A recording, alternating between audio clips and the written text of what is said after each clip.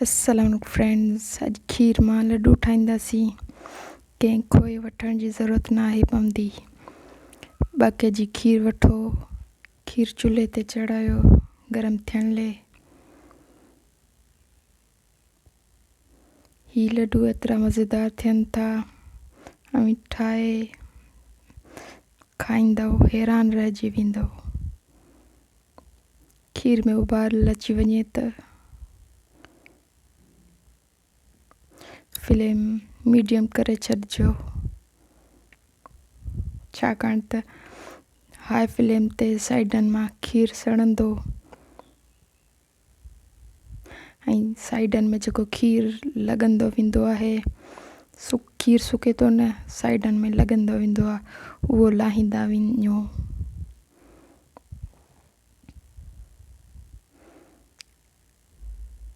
पोइ अव्हांजो खोयो परफेक्ट तयारु थींदो।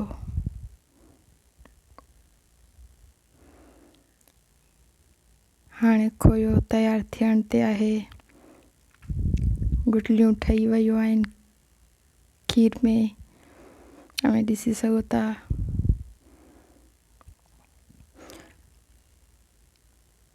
हाणे फ्लेम खे लो करे छॾो, लगातार चमच हलायोसि, हेठां लॻे न खीर। 1/4 टीस्पून इलायची जो पाउडर ऐड कयो, 1/2 कप शुगर ऐड कयो।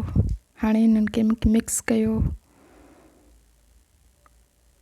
चङी तरह मिक्स कयो, पाण में मिक्स थी वेंदा।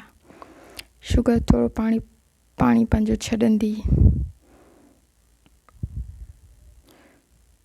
वरी खोए जी शेप में अची वेंदी, पर चमच लगातार चलाईंदा रहोसि। हेठां हाणे ॾिसी सघो था, हेठां कढ़ाई जे खोयो लॻो कोन्हे। हेठां खोयो लॻे वञे त सड़ियल ख़ुशबू थी वेंदी आहे मिठाई में। वीडियो वणेव त प्लीज़ लाइक सब्सक्राइब ज़रूरु कजो। कमेंट में ॿुधाइजो अव्हांखे हीअ रेसिपी कीअं लॻी। खोयो थधो थी वञे त पोइ लड्डू ठाहियोसि, लड्डू जी शेप ॾिजो खोए खे।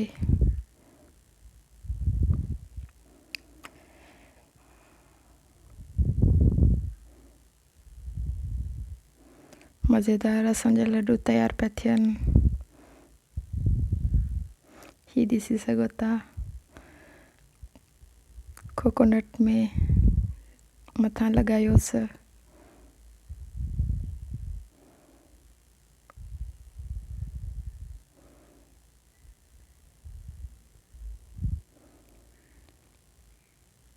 ही ॾिसो मज़ेदार लड्डू तयारु आहिनि। वीडियो वणेव त प्लीज़ लाइक सब्सक्राइब ज़रूरु कजो।